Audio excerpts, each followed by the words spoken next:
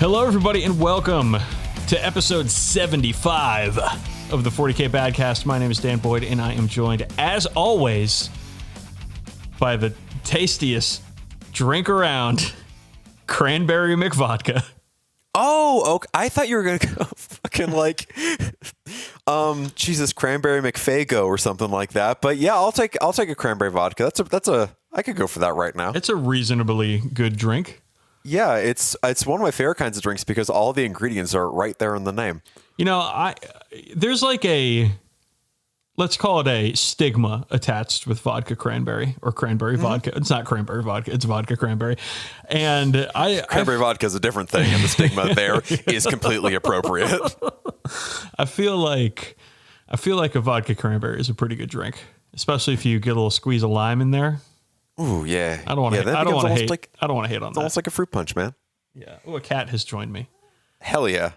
This is already going on. This is our 75th episode. This is our diamond episode.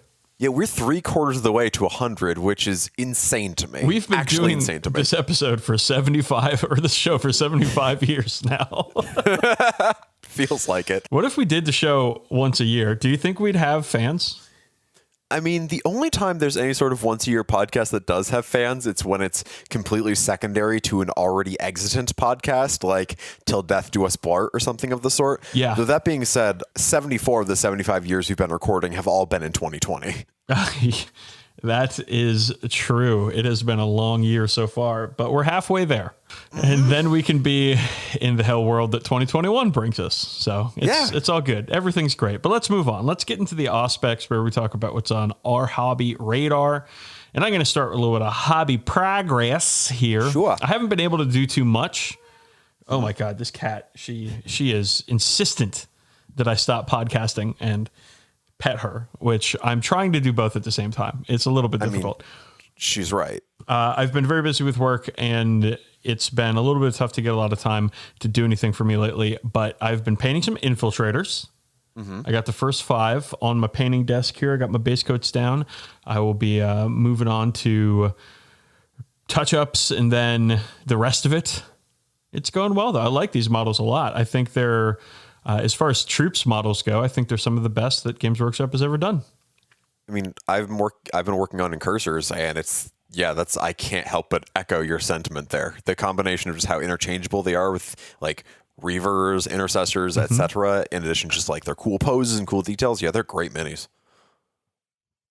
So I had to take a sip of my beer there. This time my beer is in a glass, and we were talking before the show, and Campbell called me a fancy boy for having a beer in a glass, but the reason is because the can looked kind of dirty. I'd say if you were just a regular Joe 6-pack like me, you'd be pouring your beer into a bowl and drinking it like a cat, like a normal person, lapping it up as you crouch on the floor.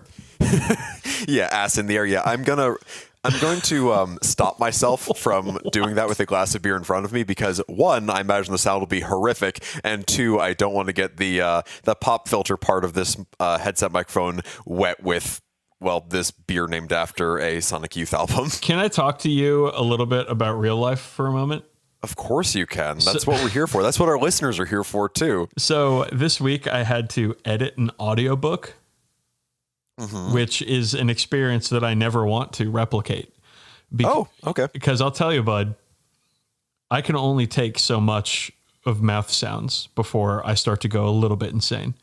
In fact, we are recording this episode a day late because yesterday the mouth sounds were getting to me and I felt terrible and I wanted to scream. And so I was not in a proper headspace to record our comedy podcast about Warhammer 40,000. Well, I'll do my best to spare you from reliving that traumatic experience. I appreciate that. What have you... Oh, you know what? Actually, there has been... You know, I want to save this for the last part of Hobby Progress. So Please, what have you been working on? Well, as I alluded to, I was working on some incursors early on. Again, we recorded a little over 2 weeks ago, so some of this progress might seem a little insane. So I finished painting that 5-man incursor squad. We're a bi-monthly podcast, so yeah, I mean, what we do. Like 2 weeks between stuff. I've partially painted 5 models, and you've finished like 6 squads. It happens. It's normal. I can't even like play the whole, oh, you work from home all the time card, because now I work from home all the time. But it's just now you're in my court. Yeah, and I'm still far behind. Well, I finished Guy Fieri or Sergeant Flavius's Flavortown 5, which is the Squadron Curses with Hot Rod Flames. I built and painted Intercessor number 35 after that tragic plastic glue spill, which is when I realized each Marine I work on takes roughly 6 hours to paint, which is kind of nauseating when I look back at how many I painted and how many hours that represents. That's cool. I painted the plasma cannon for my Redemptor because I just thought I'd finish off that Primaris backlog, getting rid of all the options I need to worry about there. Very nice. It's a blast weapon, so in the new edition, that sounds like it's going to be pretty damn cool. No rules. We're not talking about rules. We're having a moratorium on 9th edition rules talk. I'm enforcing this shit because you know what? Other podcasts do it. Other podcasts are going to bloviate in an immense amount about 40K rules. But us here on the shit podcast, on the idiot in the dumbass zone in fucking Fort Asshole where we live, we're not talking about fucking rules. Yeah, we're not a gold tier podcast. We're not a bronze tier podcast. We're solidly like a wood tier podcast, like a driftwood tier podcast. we are an S tier podcast, but the S stands for shit. The cat is listen. The cat is now on the desk. Let's see if we can hear her purr. No, shut up. Just shut up. Sure.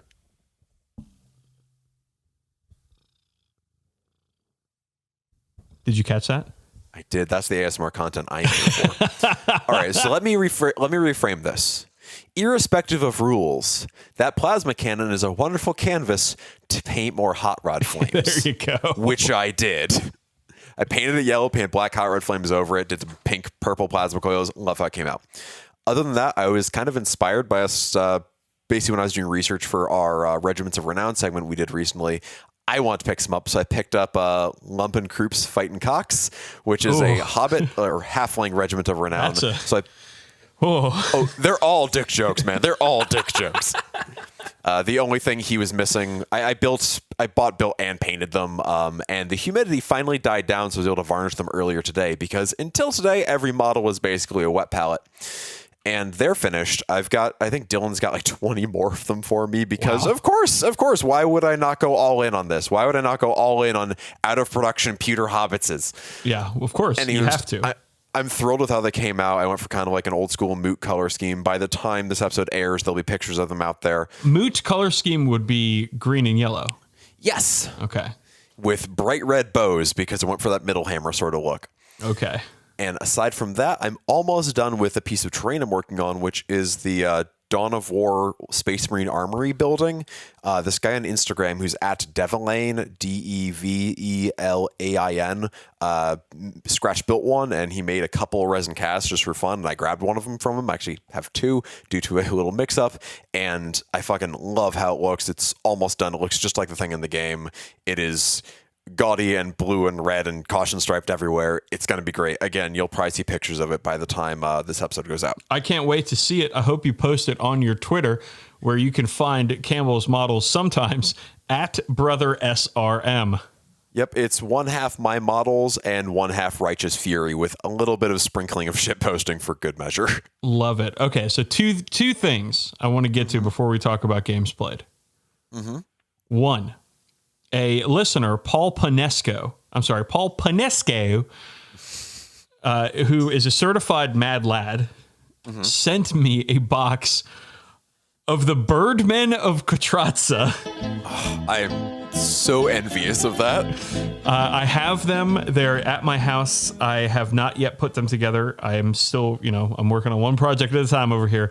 But the Birdmen of Katratza, I am so excited to work on these jerks. Like, they are extremely good 4th edition era Warhammer Fantasy models with enormous hands and and tiny crossbows.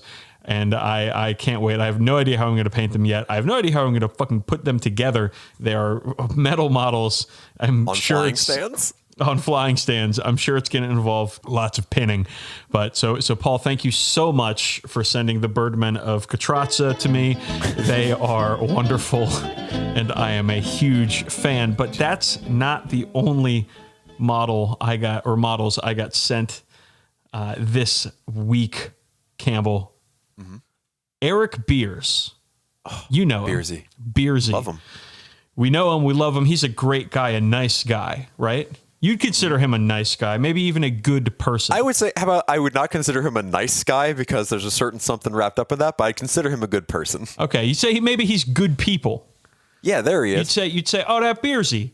Yeah, he's good people. He's good people, that Beersy. Well, I want to tell you about something that he's done, something heinous that he's done.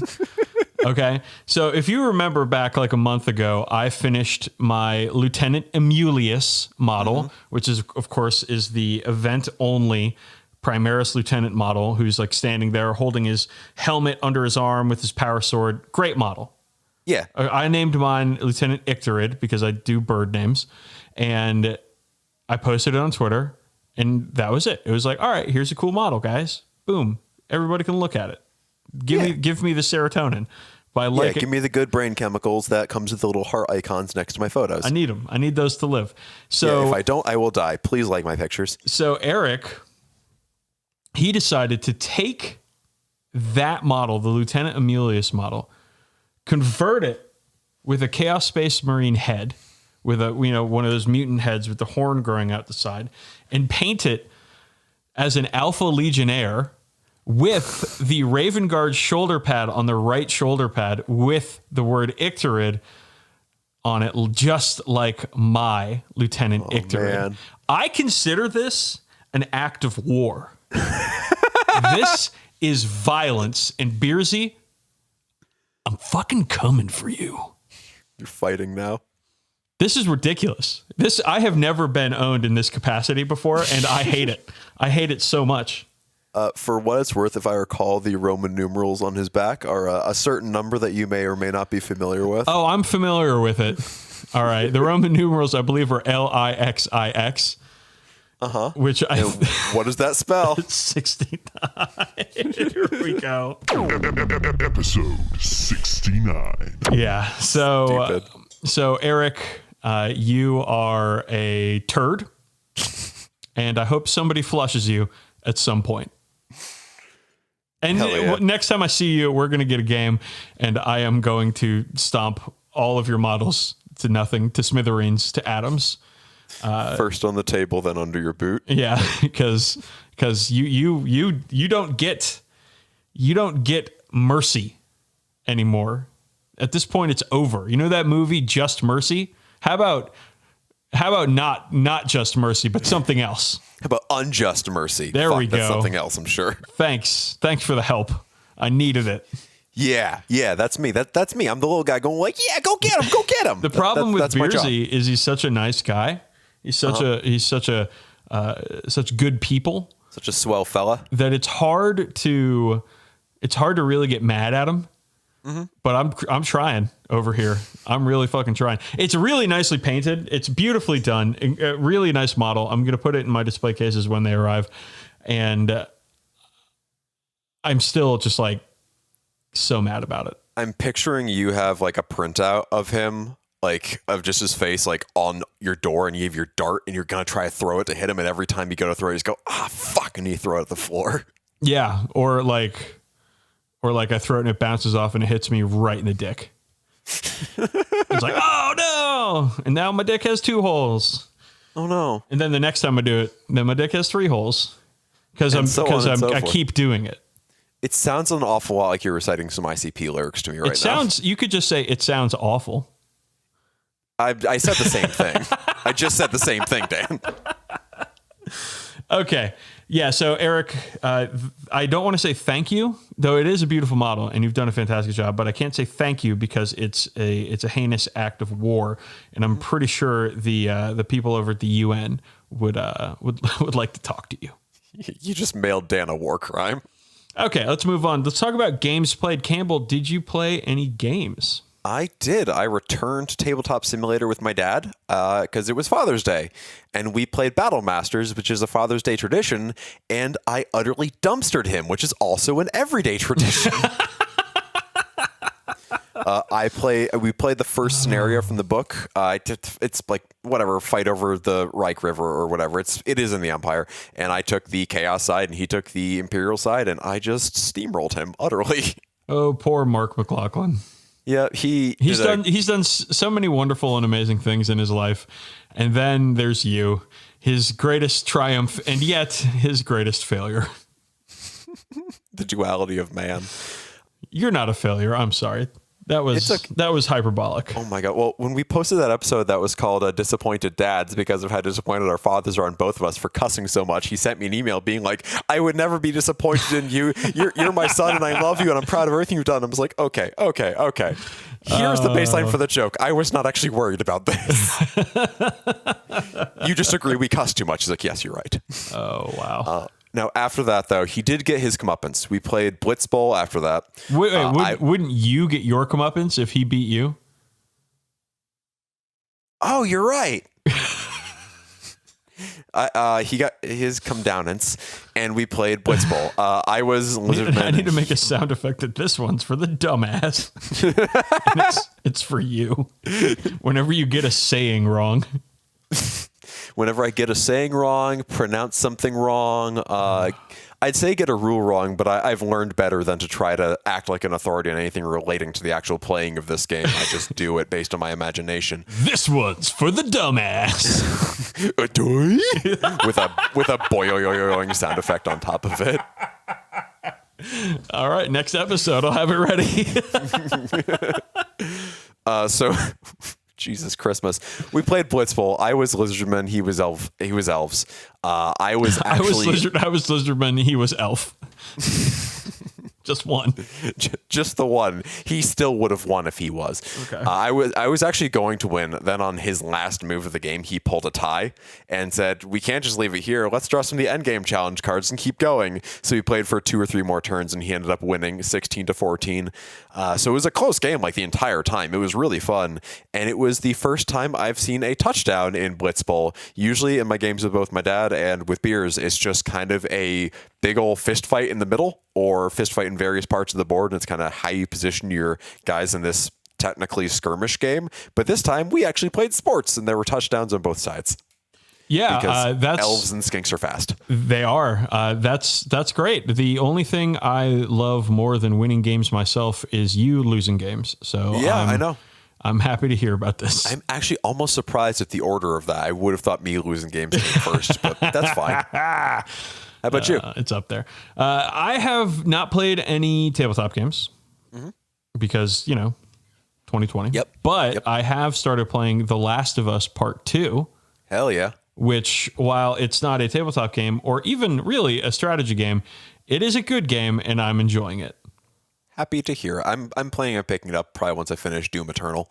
And if you guys have not played The Last of Us, it's like, a zombie survival kind of game, but it's just very well done with a compelling story. And I'm only like 4 hours into The Last of Us Part 2, but I can tell you that the story is compelling and the action is fun. And I'm enjoying it immensely. Here's my problem, though, Crumbo. I tend to play it late at night before I go to bed. Yeah. And then it makes my brain scared. It's a very good time to play horror games. It makes me think as I walk through my house, I'm like, uh-oh, there's going to be a fungus zombie. It's going to jump out of my fridge, and it's going to eat my throat. Yep, that sounds about right. That's pretty much the same time I was playing Resident Evil 2 recently, and it was a similar experience. I remember playing Resident Evil 1 in the house on N64 at my friend's house, like after school. And then one of my other friends got so scared, like when we had to leave, we had to walk him home. Oh my God. He was like so terrified of everything. We had to walk him home. Oh, that kind of rules. I don't want to mention, he doesn't listen to this podcast, but I'm still not going to mention his name. Yeah, you don't need to put him on blast. But he was so scared of the video game that he had to get a group of other, 7th graders to walk him home. When I was playing Doom 3 for the first time on the original Xbox, there's a section of the game where there's these spider head things that look kind of like the spider head thing in The Thing. Yeah. And they're just like scuttling around. It's kind of like really, really good audio for the time, especially. And I'm sitting there playing, and I'm playing in the dark, and all of a sudden, I lived in an old house. There was a scratching in the wall right behind my head, and I fucking leapt. Yeah. And it was a mouse. There were mice in all my walls because I lived in a house made of hay and spit. You got to put cats in the wall. Exactly. And then you got to put dogs in the wall to chase the cats out of the wall. And then you got to put, is it alligators in the wall to chase out the dogs in the wall? I don't remember how the old woman who swallowed a fly goes. But yeah, it was immersive, let's say. Do you think you're a scuttler or a scurrier? Oh, I definitely, I guess, are you talking about what scares me more or how I physically locomote? How do you feel that you move? Do you scurry from place to place or do you scuttle from place to place? I think I'd probably settle on slither. I just kind of like rapidly do the worm to get from place to place. It makes getting around my house very difficult because we have tile floors and it cracks my jaw on the regular, but it works. It's okay because I charge from place to place. It's very destructive and annoying. The problem is when you fail your charge, you just stand where you are. It's like, I wanted to pee, but it's 8 inches away. Oh, well. Guess I'll stand here and pee myself like it's The Sims. Speaking of failing my charge, I pulled a muscle in my calf this week running, and I'm still mad about it. I mean, you remember how many times I hurt my knee running. But anyways, let's talk about some new stuff. So we're not trying to stay super current with the 9th edition releases because again, every other podcast is doing that. But we did that last week. But we do want to talk about some of these great models that are coming out. They revealed what's in the Indomitus box, and hey, here's a spoiler alert for people who haven't listened to the whole episode yet. We're going to be talking about starter sets in past years in the future of this episode. That's a hard sentence to parse. Just deal with it. But the Indomitus box has some really, really good models in it. Mm-hmm. And maybe let's just save this for that conversation later in the show. Okay. Want to talk about the other stuff that's come out alongside it? Absolutely. So they've showed us another 4 new models that, I mean, I want to say, honestly, for me, this is a 50% hit rate. But it could be a 75% hit rate. But like the one in question, like I'm all for it. Not everybody is. Well, let's hit that one last. Let's start with the new Necron stuff. They showed us the Locust. I'm sorry. Locust. There is a copyrightable H in there, and you got to pronounce it like the H in Terra. Hi. Locust Heavy Destroyer, which is one of the most upgunned Necrons I've ever seen. It has got like junk in, under, and around the trunk. Oh my goodness. Are you talking about how it's thick? It is dummy thick. It's so thick with 2 C's. It's gothic with 2 C's. I'm here for Thickrons, all right? It looks like the old Jess Goodwin art, and it looks fucking righteous. I love this thing. Yeah, the Locust Heavy Destroyer it's got the biggest gun. It's got the thickest thighs, so it's saving lives and taking lives at the same time. Just what a I'm a huge fan of the Necron aesthetic, how it's evolving. I think that they in 3rd edition, when a bunch of the older kits came out, they made it very, and maybe this was just a limits of technology at the time, but didn't have a ton of details. You know what I mean? No, it was a lot of flat, smooth surfaces. And they've really gone away from that and up detailed their models that are coming out now, and it just looks fantastic to me. And it also helps that the painting scheme that they have now for these with the 2-color Necron bodies instead of just the single color where it was just single, dark gunmetal. Now it's the brass and the silver colors. Like they're doing these models justice with the paint would job. You believe adding a whole second color to the Necron scheme makes them look a lot more interesting? Funny that. Interesting. It might surprise you. So they also showed us the Canoptech Doomstalker, which is what I picture when I think of the War of the Worlds aliens. Yep, they're going hard into that. Like they touched on that a little bit with the croissants being kind of like flying saw. Well, they're Cylon Raiders really, and they had like Doom Rays and Death Rays and stuff like that. Like even the wording was very 50s sci-fi, and I'm glad they're leaning into that a little bit with the tripods. But they're not going for like a Jules Verne sort of look. They're just going for like a really creepy robo zombies from Space Egypt sort of look for them, as you'd expect. And this I'm thing, down with this direction, really down. This thing has a very large gun on top of it, which, hey, that's great. With which to stalk Doom, I suppose. That's just great. It's like it's a deconstructed Doomsday Ark. How about that? I love it when you go to a restaurant and it's like deconstructed French fries. And yeah, it's like how do you deconstruct hot oil and potatoes? You serve them separately and make it. You have to combine them yourself. It's a potato with some hot oil for dipping. You have to drink the hot oil. It's how you know, like, your neighborhood's definitely a place you can't afford to live anymore. Like, when your buffalo chicken sandwich at your favorite bar is now the Buff Chick Sando, you're like, fuck me, I gotta move. That'll be $17. Oh, wow. That's a really good joke. Hachi Machi. I've lived it. Oh, wow. Okay. I don't know if we're going to make any better jokes than that, gang. This might be, we're about 25 minutes in. This might be it. It would not be off brand for us to peak early. Okay. Oh, whew. Okay. Let's move on to WMDK. We make the call. We didn't even talk about the Space Marine models we were going to talk about. Oh, fuck. I'm sorry. I got sidetracked by that excellent joke you made. All right. So the first one is the Firestrike servo turret, which I'm just going to straight up say I don't like. I think it's cool looking, but a stationary gun platform is a guard thing, not a Marine thing. I like more tech Marines. I like that it looks more or less like the Tarantula from Space Crusade, but it feels a little off-brand for how mobile the entire Marine sort of thing is. I think it looks like a trash can lid.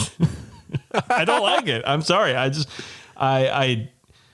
It just doesn't appeal to me. And okay. maybe this is the Raven Guard player coming out. Because I like my Marine sneaky and stealthy and ambushy, and nothing says ambush like a stationary turret. I mean, the problem is, I think I will get one because I got to catch them all. But that gun shield is a really good place to put big fucking hazard stripes. So I'm drawn to it immediately. Of course, a large flat surface. Campbell can't just let it be. Nope.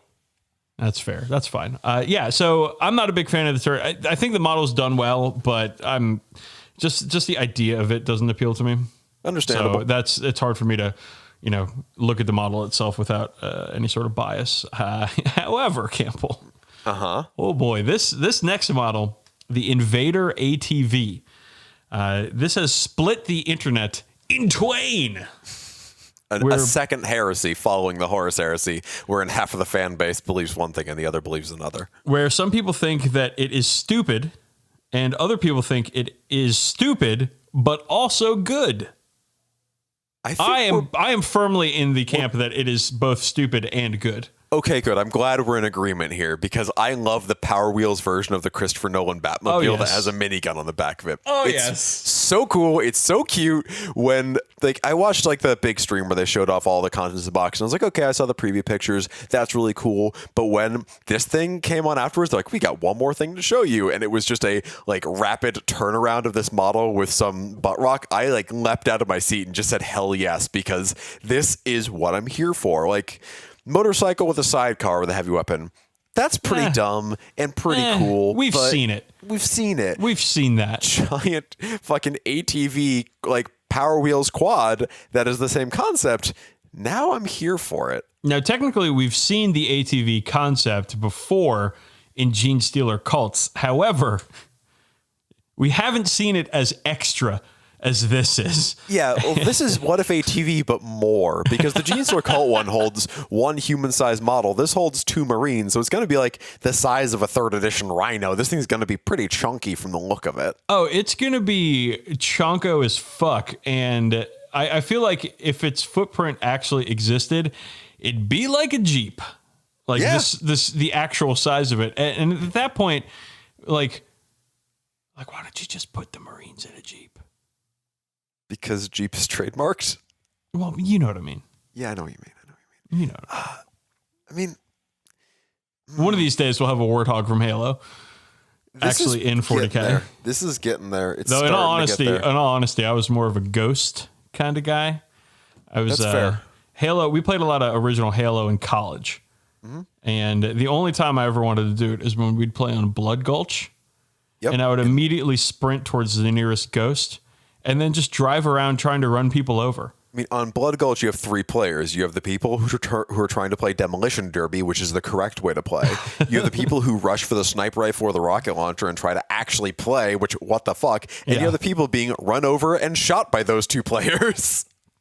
I just remember getting in the Ghost and firing wildly. Never not shoot the weapons. They don't run out of ammo, right? And they don't stop shooting. So just keep firing. And if the controller has that very pleasing force feedback of just vibrating endlessly, and it will eventually shake it'll shake the enamel off your teeth eventually. But you just got to keep firing. Why would you not? God. If the trigger's not depressed, I am. College, baby. You were 8th grade. I was playing in 8th grade. That's right, gang. I'm older than he is. What else is new? I am the old guy. Anyways, old man Dan. So that's some fun stuff, man. Some new things that we're looking at. I for one am extremely excited for the chance to get this Indomitus box. I want all of it. Yep, I even want the Necrons. I have a can I tell you my plan? Yeah. Okay, here's my plan. Yeah. So but we have to speak quietly because my brother listens to the show. Okay, ASMR heads, tune in. So my brother, he's Warhammer curious. He's talked about learning how to play. We when we were kids, we were into it, but he moved on. He got a life. Loser. I didn't, but he did. But here's my plan: Necrons. They're actually kind of easy to paint. Yeah. To a reasonable standard. So what I'm thinking is that maybe teach Sam how to play, and then be like, hey, Sam, here's a really easy way to paint these Necrons. Yeah. You can do it, and it doesn't take long, and boom, now you have all these Necrons painted. Oh, and hey, here's the half of the Indomitus box, and you can paint them really quickly, too. And then next thing you know, I've corrupted my brother, and he's playing Warhammer. That sounds like the perfect plan. Corrupting your loved ones is the number one way to recruit more players to this game. Okay. All right. Now we can talk in normal volume. Yeah.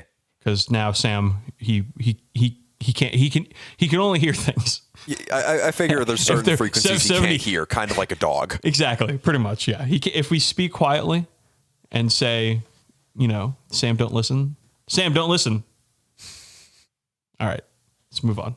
Yeah. We make the call. All right, this one is from Stephen Abdallah, who is one of my favorite people that writes into us, because I consider him our most interesting listener, because he always sends us pictures of beautiful birds from what look like extremely exotic locations. No idea where he lives, but I'm super jealous that he is just out there taking pictures of birds. Anyways. Yep. He's living your dream. He's one of my dreams. All right, so this is from Stephen Abdallah via email, and he says, historical gaming in the 40K world. Everyone knows about the perfect game, but what about other eras of 40K? What do you think are the most interesting ages and epochs for us to play in? The Badab War? The Unification Wars? Some Gilliman bullshit before the Emperor found him? I'm not super clued up on the lore in terms of weird detail, so I'd love to hear both of your options on the matter. Okay. I think actually a really cool angle, which we're probably not going to see given what Forge World is these days, but we probably could have seen from Forge World in a better time, would be if they did either the actual Great Crusade or if they did the Scouring. Because with the Great Crusade, you could have like the existing Heresy range and have all these really cool, like one-off Xeno race sort of things where it's like, we made 3 kits for the Waxaddle or whatever. And you have them as like an actual like little force, kind of like the way the Recruit Mercenary list was back in the day, where if you're buying them, you probably have the understanding that this is not going to be like a long-standing army sort of thing. It's just kind of a cool unit you can have. Right. I figure doing a bunch of like one-off little Xenos races or one-off little like splintered human empires that had like developed independent of the Imperium, which those happened to, would be super cool. And the Scouring I don't think would actually be that interesting. So most just What's the Scouring? That is after the Heresy, when basically the remaining Space Marine legions hunted down the Chaos Space Marines and drove them into the Eye of Terror. Okay. Yeah, because like I would love that. I would love that just to see all the fucking Chaos jerks be kicked out of the house. I mean, I'd like that because like, all right, so yeah, because at the end I feel of like there's a lot of Sigismund in that storyline. Yeah, because he's kind of leading the charge because some of the Primarchs are dead, some are doing other stuff. I think that could be cool because you could have a lot of like really desperate battle sort of things with like basically a lot of Chaos Marines running away. It's my favorite kind of Chaos Marine. Or having like they're really so cobbled good together at gear. it too. Is fleeing from what is of course a better and more handsome force. I mean, they've been practicing it for 10,000 years. They're so good at it. I mean, I'm reading the Night Lords books right now, and it's mostly Night Lords running away and taking cover behind other dudes. It's wonderful. Yeah, they suck, the Night Lords. I love those books. Parts of them haven't aged as well as others, but they're a very good series of books to read. But yeah, I think actually the Great Crusade would be really cool, just to kind of explore non-imperial humanity, explore weird one-off alien races that have only really been mentioned in like the beginning of False Gods or whatever. I think it'd be really cool. I'm all in on the Unification Wars. I think that, they give us little tidbits here and there about like the different pre-Imperium Terra. And I am like, I want to know more. I am at the terminal in the high school in what's that film? Starship Troopers. Starship Troopers. Thank you. In Buenos Aires. I am there. I am at the terminal and I'm hitting that button as hard as I fucking can. I would like to know more. Unification Wars. Steven, great question. And because I know that all of Games Workshop listens to this podcast. Yep. Every single Games Workshop himself listens to this podcast. Corporations are people, and that I'm sure listens. that they will make Unification Wars and the Scouring as a new game system that we can get into. That is completely different from either 7th edition or 8th edition. It's just a different set of rules. Yeah, it's a completely different game. It's Cool. based on Tiddlywinks. It's an even more perfect game. Can't wait. All right, let's get into our first segment here. This is our dumb segment. Yep. And, welcome to the stupid segment. May I introduce it? Oh, please do. Welcome to Marneus Kart. God, yes. We have seen the Marine Invader ATV, so now we know what Marines would have in a Mario Kart style racing game. But what about all the other armies? All right, quick aside. Uh-huh. You pitched this idea to me. Because I'm a dumbass, yeah. As most ideas on the show come from you. This one was pitched to me, and you said that we're following double dash rules. Right, so Marneus Kart Indomitus Dash, yeah. So here's the thing, Campbell. As we know, as we've said before on this episode, I'm old. Yeah. I did not know what double dash was. I had to look it up. And I understand now that it is a version of Mario Kart where there are 2 characters in the go-kart, not just one. And the second character, one of the characters drives, obviously, and the second character fucks with the other drivers. Right, so they're the ones who throw the shells and banana peels and so on, yes. Now, here's the thing. A couple of those characters in that game are Baby Mario, and his brother, Baby Luigi. Or as it says in the game, Baby Luigi, Yeah, it's terrible. Who let the babies into the go-karts? They are not old enough to drive. You and I both know this. They're not old enough to walk, my dude. And they're already driving at an 8th grade level. It's incredible. And the thing is, with like Koopa Troopas, I assume a Koopa Troopa is kind of like a housefly where its lifespan's about 3 days. So, okay, let them drive. But with with them, let them drive. They're going to die soon anyway. Their skeletal remains are in the game as dry bones, so why not let the Koopas drive? They're being reminded of their mortality constantly. But with the babies, they are too young to drive, I agree. Fucking hot takes on the 40K Badcast. Don't let babies drive. Wow, what a good I thought podcast. we weren't going to get political, Dan. Okay, well, so what we're going to do for this one is we've already got the marine example of what the double dash style go-kart would be in Warhammer 40,000. So, Campbell, what about the rest of the factions? What are their examples going to be? And so we've generated this list of all the factions. Some of them, it already exists. Oh, absolutely. Some of these are going to be more creative than others.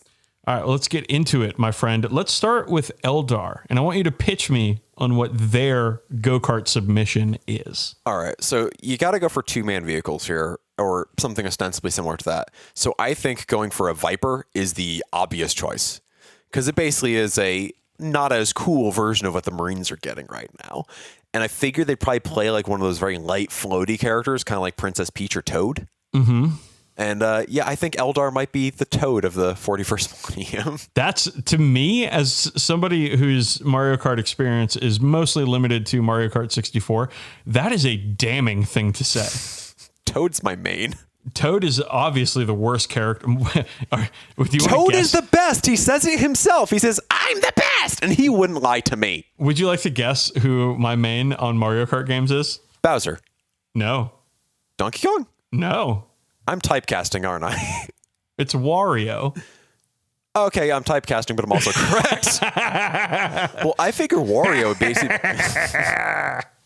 I figure Wario would be like the Marines, honestly, just because it's like the heavier character with the slower turning but heavier accelerating sort of kart. One year I dressed up as Wario for Halloween. It was great. I dressed as Waluigi for a Halloween party a few years ago, and it was a Halloween party of just punks who were basically all there in basically their leather jackets and black jeans that they wear normally, but with corpse paint in their faces, and I was never more out of place than I was in that instance. All right, so the Eldar, you're saying the Viper. Yeah. Okay, so I want to offer you another option. Okay. What about a Warwalker with a Wraith Lord riding piggyback style? A Wraith Lord. Not a Wraith Knight, but a Wraith Lord. Okay, so that is immediately going to be one of the heavier carts in the game because it's two vehicles on top of each other. Well, no. One of them's riding piggyback on the other one. Which is different from on top. Sure, I understand. Okay, sure, why not? It's on top and behind. No, all right. So in Double Dash, you'd basically do a switch drivers, like they'd basically just like flip over each other and switch drivers. Here's a question. I figured the Wraith Lord would be strapped back to back, and they would just like jump and flip over in the air and then start running it the other way. Okay, I get this. I'm on board. Are walkers okay in this? Absolutely. Okay, good. I was hoping you'd say that. I'm not going to invalidate 2/3 of your choices right off the gate. All right, let's move on to Dark Eldar. All right, so I figure if you're being uncreative, these could be one of those lazy palette swapped characters, like how Red Koopa Troopa and Green Koopa Troopa are different characters, and they would just get a Venom. But I think if you were cool, they could go hard with a homunculus and like a rack riding on like a flesh golem that's been constructed into the shape of a car. Oh no, but that already exists with the Talos. You're correct. You don't even need a second like thing. You could just use a Talos. Yeah, okay. I'm sorry, Cody. I forgot about those things. You throw up my army sometimes. Talos are good, man.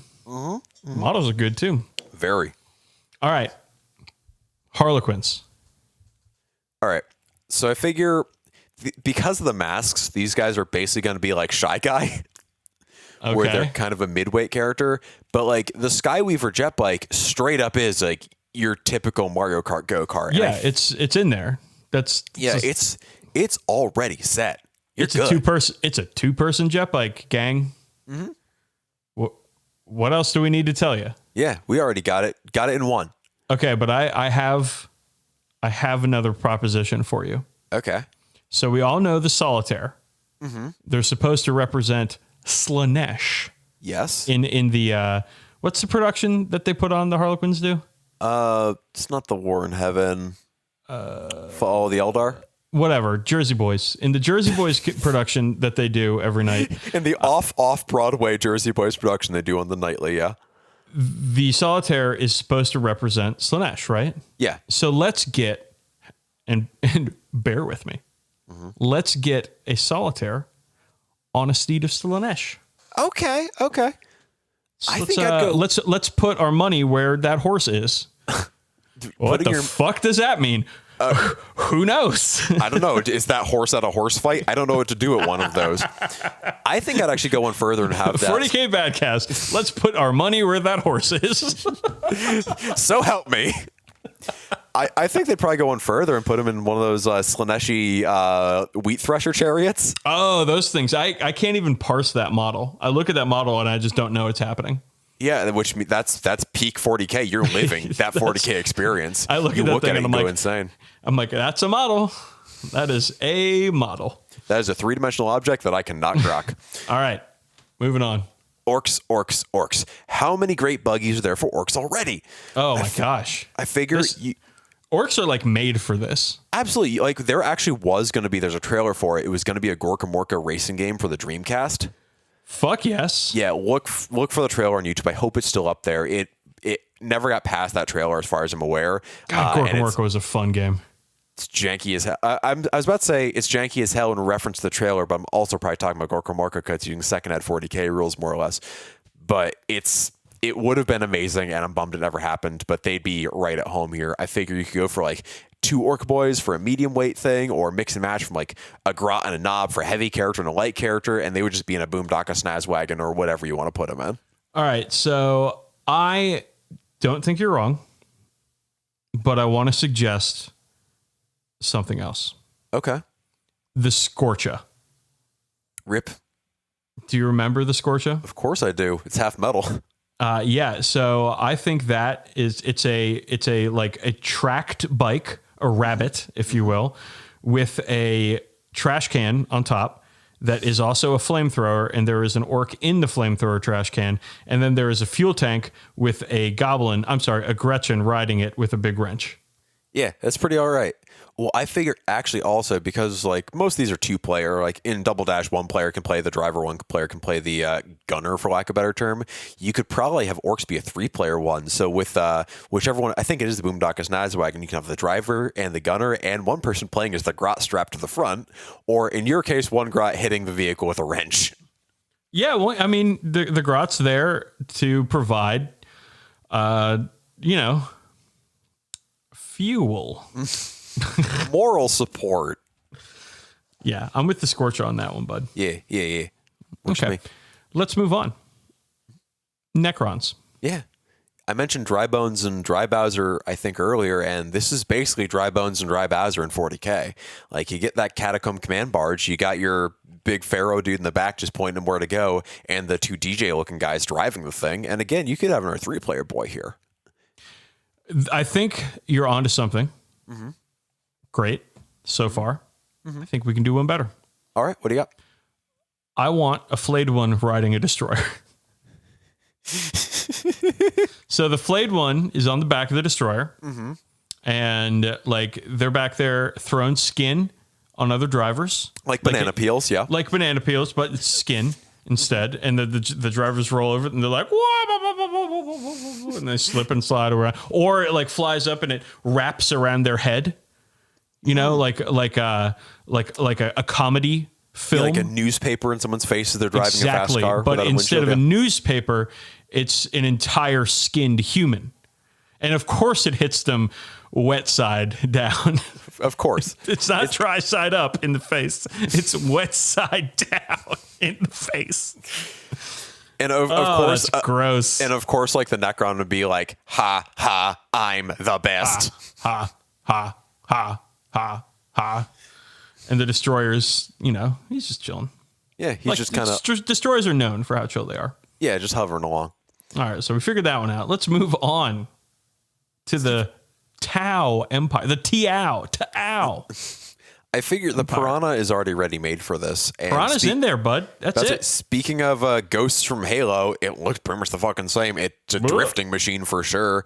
All right, you got 2 you're good. let me change the narrative. Forge the narrative. Mm-hmm. A storm surge. That's not moving very fast, Dan. But it's last time I checked, that nails itself to the ground. But it's got two guys piloting it. It does. It sure does. It counts. It counts. Now, it's in there. If you were to go true Tau for this experience, it would basically park in front of the finish line, turn towards the other racers, and just kill them before they get there. And back suddenly, up 3 it's a tower defense game. Right. That's versatile. Yeah. All right. You're not over here thinking of portals. I'm fucking thinking of portals. Yeah. No. Absolutely. Storm Surge. Book it. All right. Next up, Tyranids. Tau Manta. It is the racetrack. Oh my god. So now you're being ridiculous. I want you to take this conversation seriously, Campbell. All right. I'm doing the thing where you like wipe your hand over your face and your face goes like serious, but then I do it back up and it goes laughing again. Tyranids. Realistically, you'd play like a big hulking beast, and instead of choosing a second player, you'd choose its biomorph, like a harpy with like a venom sac or whatever. But I like the idea that the hive mind specializes in everything. Like it creates carnifexes to break down walls. It creates lictors to hunt. It would create a bioweapon perfectly suited for racing. And it would look kind of like a horizontal carnifex with big wheels made of chitin. Instead of legs, it would just have wheels. Yeah. Kind of like a rat trap in Beast Machines. And how would the wheels spin? Quickly? Oh. That's the same way Tails' tails to work as a helicopter in Sonic the Hedgehog. You don't think about it too hard, okay? Okay. So I think you're onto something. Mm-hmm. But I think like how like a flesh borer is alive. Mm-hmm. It's a symbiotic weapon for the termagant. I think that we're looking at something like that here, like a pyrovore, really. Finally, the pyrovore finds its home. I think it's basically the pyrovore. It's a pyrovore. Okay. I'm going with pyrovore. Sure, why not? It's veiny. It is the most phallic of all the Tyranid models, and it's got some competition. You ever think about how veiny? Like you're just thinking about how veiny it is. I remember seeing that when it was a new model and be like, "Yeah, that's a dick on legs. All right, cool." But like, it's just so veiny. It's pronounced. It is engorged. Turgid. Basically, ramrod straight. Erect. Are you uncomfortable yet? No, actually. Oh. That's bad. I won't quite say I'm in my element here, but whatever, man. It's physiology. Because I want to move on. Okay, cool. Well, let's move on real fast. Gene Stealer Cults. Achilles Ridge Runner. That thing's made for racing. I guess. I mean, Gene Stealer Cults, let's be clear. Gene Stealer Cults on the board, awful. Terrible army to play against. Just the worst. You're like, okay, I'm going to set up my army now. And the Gene Stealer Cultist player is like, hey, fuck you, guy. No, you're not. You're going to do what I say because I'm the man. Just as planned. And you're like, God damn it, Gene Stealer Cults. I just want to play this fucking game. And at every moment in the game, Gene Stealer Cults are like, nah. Nothing personnel, kid. Teleports behind you. That being said, they got some sick fucking models. I mean, honestly, the true fucking way Gene Stealer Cults would appear in a Mario Kart type game is you're playing and you go to switch your driver and gunner, and you can't. Because it turns out your driver was a Gene Stealer Cultist all along. Yeah, and that's pretty good. He drives you off a bridge. That's pretty good. And you go, whoa, whoa, whoa, whoa, whoa, whoa, whoa, whoa, whoa, whoa, whoa. All right, that's it. Yeah. Nailed it. Sorry, Ridge Runner, you're out. Yeah, anti-fun mode, you're in. Yeah, just a completely unfun mechanic. So I figure for Imperial Guard, I feel like in Lehman Russ with your typical drive me closer, I want to hit them with my sword Commissar up top. I like it. Would be cool. And like guards would be driving. It'd be kind of like if you had Baby Mario. Can we scale this up? Oh, would you go full Baneblade and have this be like a 13-player game? Fortress of Arrogance. Oh, okay. Drive me closer so I can crunch them with my claw. In this fucking special characters in a racing game. That is a quote by Sebastian Yarrick, M41 797. I don't know. Drive me closer so I can crunch them with my claw. I figured it'd be like when you take extra light racers like Mario and Luigi and you put them in Wario's super heavy Cadillac. I don't know. I feel like a Baneblade probably doesn't handle too well. No, I feel like you don't need it to handle too well because you take up the entire racetrack. Yeah. Okay. So maybe not a Beyblade. What else you got? I was thinking a Rillium Russ, but if you're going with walkers, we could have 2 Catachans on top of a Sentinel and one manning the chainsaw and one driving it. Now, I like the idea of Catachan chicanery. You know how much I like Catachan chicanery. Catachanery, yeah. What about like a salamander? Oh, actually, that makes sense. Those things are fast. Not the Space Marine chapter, but like a salamander, and it's got like a couple of Catachans in it. And you just know that their salamander is just full of bullshit. You know, because like demolition charges, oil slicks, it's just a lot of bananas. They're from the jungle, these Catachans. And so you know they got bananas. The problem is they're Catachan bananas, so they eat the person behind them. Of course. They fly around like boomerangs and eat your face. Those were Mario Kart 8, so it tracks. Okay, well, there we go. So a bunch of Catachans in a salamander. Cool. All right. Beautiful. So let's move on. Custodes. Do we have to? We can be quick. So yeah, I know they have like Forge World vehicles that are like kind of sci-fi and have multiple people, but let's keep it plastic. Let's go with the Dawn Eagle jet bike because it's pretty cool. You have one guy driving it and one surfing on top of it like in Teen Wolf. All right, so I hated this idea of including Custodes in this list from the beginning, but you've pulled me in to this Teen Wolf style jet bike surfing, and now I'm into it. Yeah, as they play that piece of classical music, Surfing USA, referencing a long-lost culture in a long-lost nation on Terra. God, Custodes are just so tiring, aren't they? I like it occasionally when they're in books. You roll up to the table and somebody pulls out Custodes. I'm just like, ugh. Looking forward to all that T5 with 2-up saves. See, now you sound like you're enjoying it. No, the opposite. Okay. Sororitas. It's like when you eat like a Cliff Bar, and then like 8 hours later you have to have like one of those like spiky shits. You know what I'm talking about? I do. I probably wouldn't have gone there, but I do. Man, I lived it. That's what it's like to play Custodes on the 40K Scatcast. Yeah. Let's go to Sisters of Battle. Let's get as far from this as we can. I figure. All right. Well, it's got to be like it's got to be like an immolator, something with a church on top of it.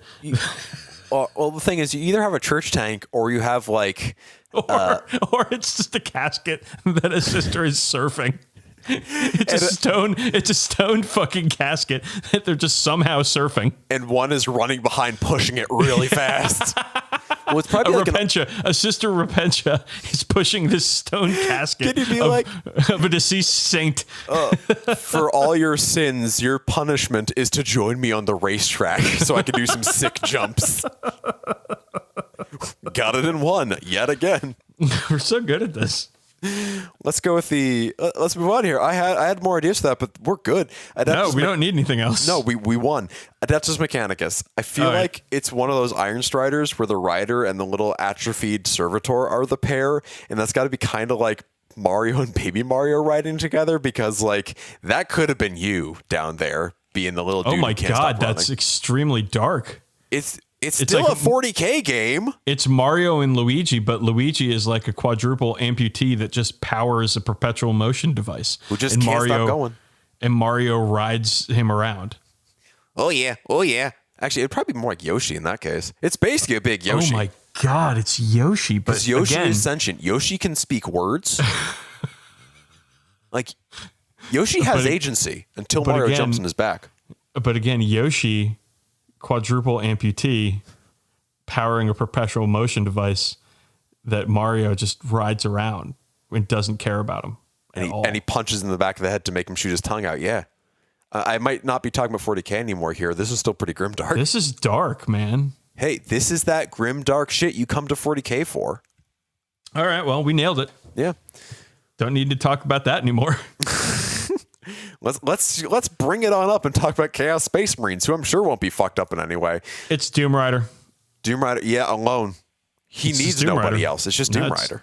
He's already surfing that bike. If you had anybody else on there, they'd have to be holding him from behind, Like when you're riding with your special gal or special guy on your motorcycle. Like I feel like it would have to be that sort of situation. I guess. Except but Doom Rider rides alone. And disappears whenever he fucking wants to, so you don't finish the second lap. That's the problem with Doom Rider is that like every time you finish the lap, there's a solid chance that he's just gonna leave. He's like, all right, I'm done. I did it. And I'm out. Peace. And last but most certainly least are Chaos Demons. Okay, so do we have to do 4 different carts here? I think we have to do 4 different carts. Oh, we can do 4 different carts. We're doing 4 different carts. All right, I already touched on Slanesh. It's going to be that chariot thing. Like, it's going to be the wheat thresher that's pulled by a bunch of weird noodles. Like, that makes sense. I feel like we can get a little more central. I mean, we can always get more central. We can have, okay, yeah, sure. You know what? It is the urban penetrator. It's just a giant spiky dick that's running on a bunch of little legs, and it shoots turtle shells at the front. Is that what makes you happy, Dan? Is that what gets your rocks off? Oh, no. No to both of those things, but I get that's our best idea. Unless you have something better, that's what we're with. We're here with the fucking urban penetrator. I don't have anything better than that. Okay, well, that sounds like a Slayer album. Oh, I bet it is. I'm not gonna search for that because I'm sure the cover art would be hateful. I mean, it's a Slayer album, so yeah. All right, so I figure for Korn, it would have to be that skull cannon, like the modern skull cannon. That's all weird and wispy. It's definitely got sort of a Satan built my hot rods sort of look to it. Oh yeah, it's a Dragula. It's a bit Dragula-y. It's a bit Dragula-esque. I remember when I was in middle school, Rob Zombie had come out with his first solo album. Mm-hmm. It was a big deal. Cool. Dig through the ditches and burn through the witches and slam in the back of my Dragula.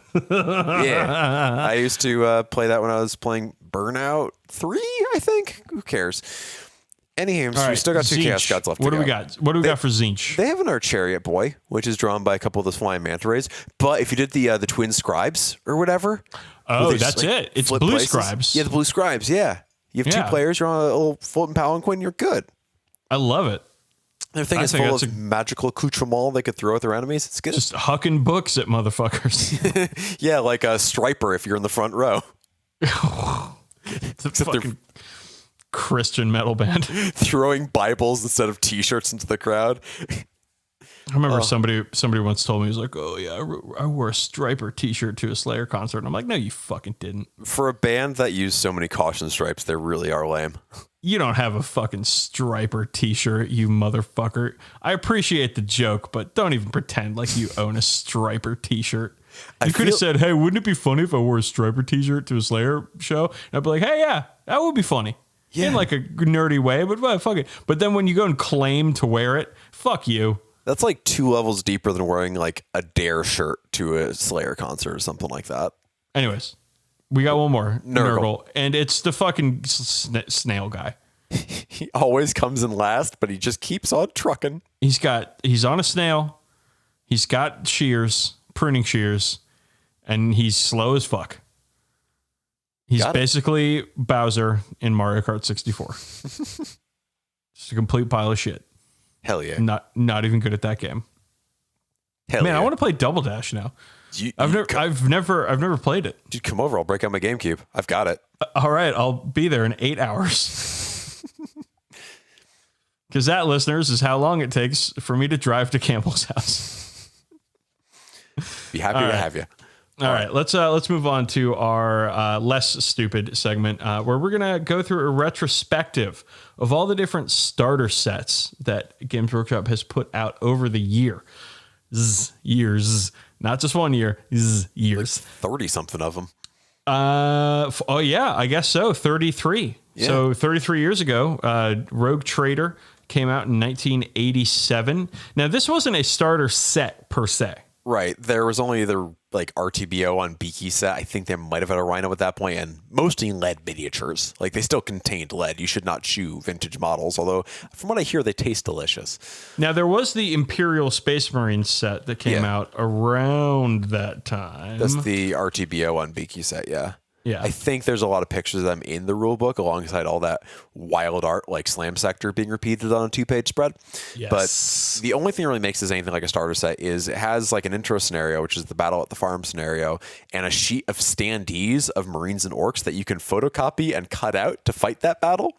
That's fucking awesome. And you know what? I admire it because especially at the time, you know, when they were such a small company, manufacturing isn't what it is now. Plastic especially wasn't what it is now. If you want to just get a quick go to quickly start this arduous GM required game to play, you can just go to Kinko's and cut that sheet out. There's 30 Space Marines in this Imperial Space Marine set. It was the RTBO1 box is a really good value. Like it was like, you know, 10 pounds or something stupid like that. It was a lot of good stuff, and they're multi-pose, they're multi-part. Like they were. God, I love these old minis, man. Why do you think I have so many fucking armies of old models? It's so good. Yeah, man. Rogue Trader. That though they do share the art from Rogue Trader with the Imperial Space Marines box, so I can see how it would be easy to confuse the two. Yeah, and then that same box art was on a Bolt Thrower album cover. Fuck yeah, it was. Bolt Thrower. That band ripped. Yeah, that band rules. Do they still play? I think they still do. I recently saw a picture of, I think they're like one of their guitarists wearing an Antifa shirt. They seem like pretty good folks. Write in and tell us, listeners. Yep. All right, but let's move on to what you think is the... Nope, I'm sorry. What I think is the best one. What I think is the best starter set ever put out by a Games Workshop. And we are, of course, talking about the Warhammer 40,000 second edition starter set that came out in 1993. Yeah. This is the one with the big John Blanche, like very cartoony Blood Angel, like big dude in the middle with a fling power fist, orcs all around him. Like this is their first big 40K starter set as you would recognize it now. But not only did it come with 20 Space Marines, looks like 20 orcs and like 40 Gretchen. And 40 Gretchen. It came with a cutout, a cardboard stand-up cutout of an orc dreadnought. Yep. And a whole bunch of cardboard terrain. Yeah, a bunch of cardboard ruins. And the cardboard ruins are pretty okay, honestly, and consistent with the ones from Necromunda and Warhammer Fantasy.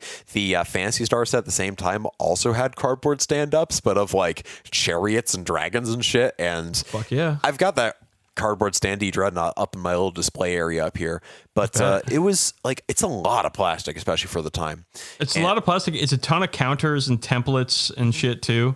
Man, second edition was a complicated game. Oh, yeah. But it wasn't just that. It also came with like dice, all those cardboard templates. It came with the rules and Codex Imperialis, which is kind of like the original Index Hammer because it contained rules for every single army because it's a different rule set than Rogue Trader and was the only rules for a lot of guys like squats throughout the edition or like sisters until the very, very, very end.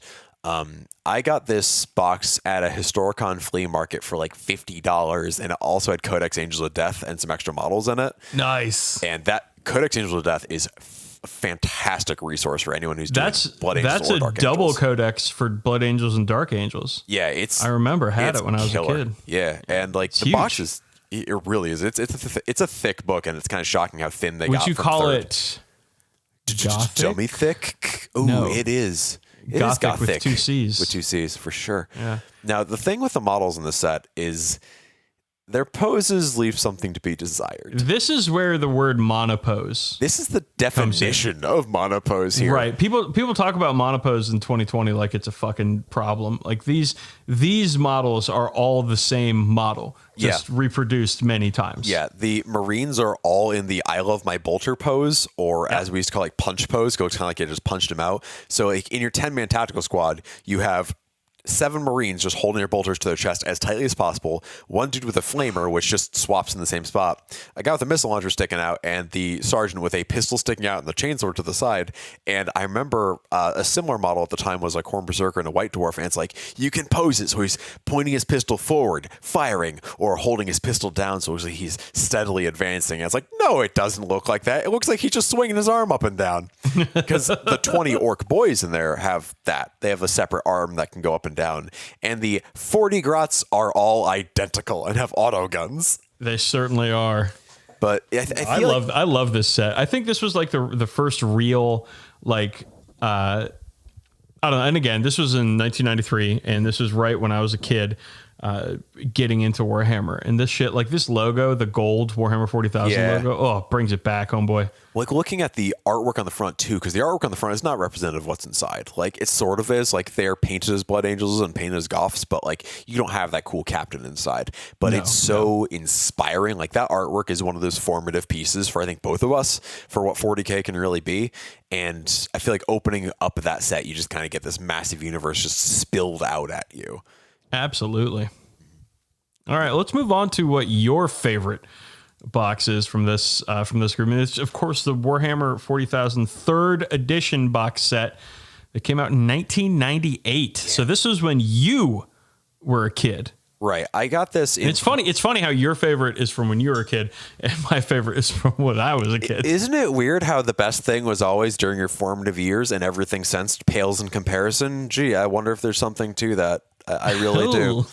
So this is like the formative piece of art for me on the front too, because it's the like really Blanchitsu looking Black Templar battle pile. Because a battle pile is more of a central figure in the 2nd edition one. This is a true battle pile. Oh yeah. And I don't even know what they're even like fighting. They're all just like shooting off into the distance. And this is similarly like a big starter box. And the difference here is, what's up? I do want to say that the amount of models in this box is not nearly as impressive as the previous box. No, and those previous like single pose models I feel worked better for Warhammer Fantasy, where really only the front rank of models were what you're going to be seeing for most of the time. In this case, though, like it's 40K, that's kind of more of a, it's a company. The quality of models has increased. Definitely. That's the difference, because instead of being single pose, they were just a straight up tactical squad kit, the land speeder kit, and the Dark Eldar Warrior kit, which lol. But all of those were like the full multi-part brand new kits, and it was like the first place to get those sorts of things, and that's really cool to me. Right, you got 20 Dark Eldar Warriors, you've got a Space Marine land speeder, and a Space Marine tactical squad. Right, and they're all multi-part, multi-pose. A lot of them have options. It's kind of a bad starter set for fighting each other, because 20 Dark Eldar Warriors don't really hold up to 10 Tactical Marines most of the time, especially when they certainly don't hold up to one land speeder. Yeah, and the sculpts don't hold up to the Space Marine sculpts either, but it also came with plastic ruins, which are still dope. I have them on my table. Yes, it came with trees the jungle and barricades trees too, yeah. The tank traps, barricades, barrels, and all that stuff, like those find their way into a lot of my terrain. Oh, certainly, yeah. It came with but most importantly, and I'm sorry to interrupt you, but most okay. importantly, this was the first starter set to come with whippy sticks. Whippy sticks are incredible because it's a measuring device that is not accurate. It's supposed to be like an 18-inch ruler, and it's more like 17.5 to 19 inches, depending on which one you got. Right, but the great thing about whippy sticks is that they are long, thin pieces of plastic that if you have a brother, like I do, you could hit your brother with these very hard. Yes, and they make like a real whoosh noise when they slice through the air, because boy howdy do they slice through the air. And they don't really hurt. They sting like a motherfucker, though. They sting. And I got to tell you, bud, I employed the whippy sticks quite a bit back in the day. Yeah, I had them. I think we had to call a moratorium on hitting each other with them in my little friend group. Although I had long hair at the time, and I remember in the long drive back from Historicon, I got this set at Historicon for I got 3 different times just because it's such a good value of stuff. And I always remember reading through that 3rd ed rule book and just poring over all the art and photos in there for this 7-hour drive, while my friends in the back just kind of lifted the locks of my hair with the whippy sticks when they weren't hitting each other with them. You're like, is he gonna notice now? Oh fuck, you gotta be. It was, again, this had the index hammer army list for every army in the game, because there's a whole new rule set just in second. Yeah. And this is kind of this is my 40K touchstone. This is my formative sort of set of things. That's interesting. Yeah, I still think this box rules. The Dark Eldar models have not aged well at all. The land speeder, they're gone. Oh, I know they haven't. But every model in this. No, actually, I think the land speeder is still the land speeder got recut sometime 5th or 6th edition. But but it's still the same design. It is, but it goes together well now. It didn't back then. Back then, you need a lot of rubber bands, a lot of praying probably, and maybe some green stuff to put it together. Nowadays, it goes together pretty well. The tactical Marines are nearly indistinguishable from the ones that came out in like 6th edition when they got a recut. Like, I think this set rules top to bottom. I think this set sucks. I think its value is bad, and 3rd edition was a complete clusterfuck. So cool. I'm sorry. That's everything fine. you like is trash, and that makes you trash. I'm well aware. Okay, let's move on. 2004, 6 years. Jeez, 2004, Warhammer 40,000, 4th edition, the Battle for Macragge, or Macridge to teenage me. Macragge, Macragge, Macragge. All right, so this one importantly came with whippy sticks. Let's just get that right out at the top. That is in all caps in my notes. Whippy sticks, hell yeah. So this one was Marines, Natch, and Tyranids. The problem is you have a 10-man tactical squad, this Imperial pilot dude who's a cool model, don't get me wrong. 10 gaunts, 6 gene stealers, 8 spore mines, templates, and this like really cool crashed Aquila lander. Yep. And the urban legend was that lander was made by 4-year-old making a Aquila model and just dropping on the floor and making a cast of it, which hilarious. I sort of believe. The thing is, I don't think it's actually a very good introduction to 40K because you don't really have much to command. Like, you don't have multiple squads. You don't have multiple types of units. It's just 10 dudes versus like 20 dudes. And the terrain's cool. The mini rulebook that comes in there is cool because, mind you, before here, like they're all main rulebooks and set, but this was like a mini rulebook that's a better form factor and like a get you started book. But like it feels like kind of a poor start to 40K. It feels better if you already play one of these armies. I don't think you're wrong. I think that there is definitely something there. I think the terrain in this set is the best we've seen so far. The terrain in there is the best thing about it, and they still sell it. I have a set of a pan for my board. I love that terrain. Don't they? Yeah, they do. But again, 10 termagants, 6 gene stealers, and some spore mines, and some weird gene stealer terrain, and 1 tactical squad. Not a great value. Yeah. Now it has like it was only like $50, which is pretty good. And it had a getting started booklet that actually had 6 like cool scenarios to play with the models in there, which is actually pretty cool. Like it's a good onboarding way that way, but I feel like it doesn't give you a good 40K, like what the game is actually like experience, which changes when we get to the next box set. Hachi Machi. This is, we're now in 2008. I have graduated college. Campbell is still started college. Campbell is still in high school. And we are met with Warhammer 40,000 5th edition and the Assault on Black Reach. Now, this is when I really got back into the hobby. This was around the transition of 4th to 5th.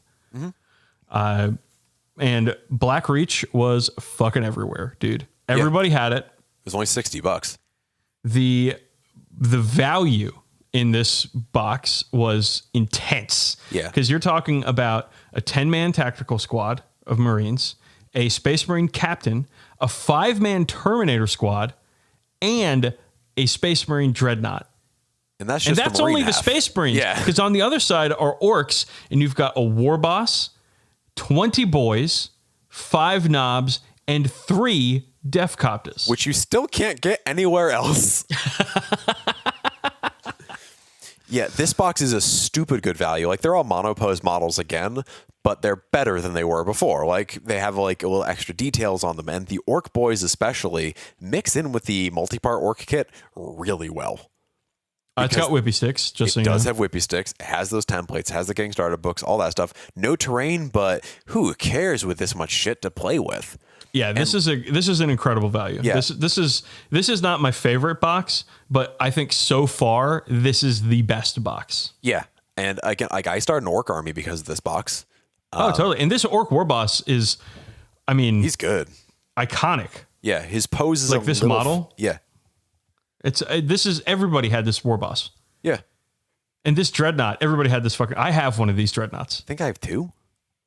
Somewhere in my old Raven Guard setup. I mean, I think everything from the set is in my Crimson Fists somewhere. Yeah, it's such a good box. Yeah. Assault on Black Reach 2008, man. Fifth edition was fun. 5th edition was good. It got stale by the end of it because it only had 6 missions, but 5th edition was like it was the tightest, best version of that 3rd to 7th edition 40K. Yeah. Yeah. Well, all right, let's move on. Speaking of 2012, here we go. Warhammer 40,000 6th edition came out with Dark Vengeance in 2012. This is the dumbest name. I remember a rumor going around that was the name of the box set, and I was like, that's stupid. They're not going to call it Dark Vengeance. That's more like Dork Vengeance, right? And they did. And the box art, instead of being a cool Dave Gallagher piece like the last two, or a John Blanche piece like the ones before that, is just a black box with the big Dark Angels logo on it. Lame. Lame. It's got Dark Angels in it, so this box does suck. Mm-hmm. Let's just put that out there. If it has anything to do with Dark Angels, it sucks. I'm sorry, but that's the rules. That being said, I started Dark Angel Army because of this box. That being said, the models in this box fucking whip ass. Yeah, this is where. Ooh, bud. These are so good. So you've got a Dark Angels captain. With the big fucking helmet wings. Big helmet wings, big sword, big combo plasma. I used him as an Azrael because he's geared the same and is a bit more modern than the old metal one from 2nd edition. Absolutely. You've got a Dark Angels Librarian. Love that model too. Incredible model. Yep. And then you've got the Dark Angels Interrogator Chaplain. Oh, so he was special. So at launch, it contained him, who's Chaplain Seraphicus. He was a named character who's just a dude with a plasma pistol. Like, I think he cost the same as a Chaplain with a plasma pistol, but he was an exclusive model only in the first run of the set. So you could only get him then. And Holy shit. Yeah, I have one of him in my Dark Angels army. I think I sold the other to another member of our Goon expat Discord recently. But I think our friend Greg actually uses this model still as one of his is he Chaplain? One of his main commanders in his Dark Angels. I didn't think he was Barbados, but I might be wrong. I think he might be Chaplain Barbados, which is of course in the Estratus campaign, which is Greg's War Master. Yeah. So aside from just these characters on the Dark Angel side, you also had a 10-man tactical squad. Cool. Yes. A 5-man with Dark Angels, full of Dark Angel shit. Yeah, all the stuff. It's got a heavy plasma cannon, it's got a plasma gun, and they've got molded Dark Angel shoulder pads. Right. Then you also have 5 Deathwing Terminators who are tons of detail. Fucking righteous. Like, they are so good. Gorgeous. And the only good biker models ever made before the new Primaris ones, which were the 3 Ravenwing bikers in that set. Dude, every Dark Angels player had 9 of these guys. And I'm just thinking, did they all buy 9 Dark Vengeances? You only need to get 3 for that. But they bought 9. My Dark Angels army is 2 of this set and 1 of each of the Dark Angels infantry squads that came out around that time. And it's 2,000 points and it's nice and compact. It was a good release of stuff. But we haven't even talked about the Chaos side yet. Which is the real stars of the show, I think. So you've got, start with the Hellbrute. Mm-hmm. Which I don't know if this was called a Hellbrute yet. It was called a Hellbrute at this point. Okay. But this model is awesome. Just it still holds up. I think it's to better current than Chaos models. I think it's better than the multi-part one. Honestly, the pose is really cool. It might be. It very well might be. You've got a squad of 5 Chaos Marines. 6 Chaos Chosen, actually. Oh, is it 6? Oh, it is. Yeah. It's Chosen because I see the guy with lightning claws in there. Yep. And they've got all sorts of screwy weapons. That's fun. You've got a Chaos Sorcerer. It's just a Chaos Lord. It's a really sick ass Chaos Lord. Oh, it's a Lord? Okay, I thought it was a Sorcerer. Yeah, with the big plasma pistol and sword. And then, most importantly, you've got 20 Chaos Cultists. And again, it's the only way to get those Chaos Cultists with a heavy stubber and flamer that are in their little war scroll, but you can't actually buy right now. Yeah, and these cultists, every Chaos player has 50 of these things at least. Yeah, it's great. This is a fantastic box. Yeah, this is where we start to see the really wild digital sculpting, like a piece where the joins were invisible, and a piece would be a guy's forearm, half of his shoulder pad, his gun, and the left half of his helmet, and it would just slot in, and you would not see the seams whatsoever. Was there a special Chaos character that came in this set? We'll get to that in 7th edition. Okay, thank you. Unfortunately, that's a good segue. Yeah. Well, because guess what, gang? In 2014, 23 months later, Warhammer 40,000 7th edition came out, and they brought a brand new box called Dark Vengeance. They basically just changed the cardboard, put the same shit in it. Instead of the Chaplain Seraphicus, they had the plastic aspiring champion that came out in 2012, because 2012 is 6th edition. Sick fucking model. It's a sick model, but I don't think anyone's buying it because no one spent $30 on a sergeant. And I don't even know if this one has whippy sticks in it, because 6th edition did. I don't know if 7th did, because I didn't buy this set because I already had everything I wanted from it. I didn't need to buy it a third time. Right. And I mean, let's just remember back to the complete wet fart that 7th edition was. Yeah, 7th edition was a pretty blatant and uninspired cash grabby sort of edition where they added a psychic phase, added a bunch of pay to win formations, and made the rules even more of a clusterfuck than 6th edition was already kind of making it. Because honestly, God, what a nightmare. Can't believe we started this podcast in 7th edition. We started at the very end. This podcast has grown with 8th edition. Like, it started at the very tail end of 7th, and I'm very happy we were able to say goodbye to it so soon after starting. Remember when I was like a regular Heresy player? I do remember that, yeah. Because 7th edition was so bad. Yeah, and Heresy was the good way to play because it was 6th edition rules, essentially. So hilarious. Okay, let's move on. Let's get into the good stuff. 2017, when we started the greatest podcast ever. Here, the 40K Badcast, of course. Of course, we started in January, but in, I want to say June of 2017. They always come out in the summer, yeah. Dark Imperium for Warhammer 40,000 8th edition came out, and this was the first starter set that I bought since 1993's Warhammer 40,000 2nd edition starter set. This that's impressive. That is a what? That is a 24 years. 24-year gap of starter set purchases for me. I can't even do math right now. I'm sorry. My wife is cooking something and I can smell it and it's causing me problems. Fair. So Dark Imperium comes out, and this is where Primaris Marines get introduced. And Pally, I was all over this motherfucker. This box fucking rules. Like, I got this box. I traded the Death Guard half because it's half Marines, half Death Guard. And as I assume every listener probably knows, because they probably, if you're a new player, you're familiar with this box. If you're an old player who just started now, you're probably still familiar with this box. But I traded the Death Guard half and for a Marine half, and boom, I had an army. And like, this absolutely. has so much shit. Like, I know, like, the trend has basically been more and more shit every time. And boy, how did we got it here? We got 10 intercessors, 5 2 squads of 5, right? Mind you, 5 Hellblasters. I still use them. Yep. I use everything in this box in regular. 2 lieutenants. Love them. Captain and Gravis armor. So good. Primaris Ancient, the only way to get him. Don't use him anymore. Oh, I still use him. And 3 Inceptors, which are Bumble Boys, but they're pretty fucking cool. Oh, the Inceptor. I use the Bolter. I use both Inceptors all the time, actually. So this, and then on the Death Guard side, you have, oh boy, a bunch of names that I don't remember. I have the names here. I have the names here because I copy paste them from the Games Workshop website because I don't know what the fuck these things are. You have 7 Plague Marines, got that. 20 Poxwalkers, got that. A feated bloat drone, which gets to teach you about how vehicles work, which is dope. The Lord of Contagion, who's fucking cool. So good. The Noxious Blightbringer, which I forget. He's the bellboy.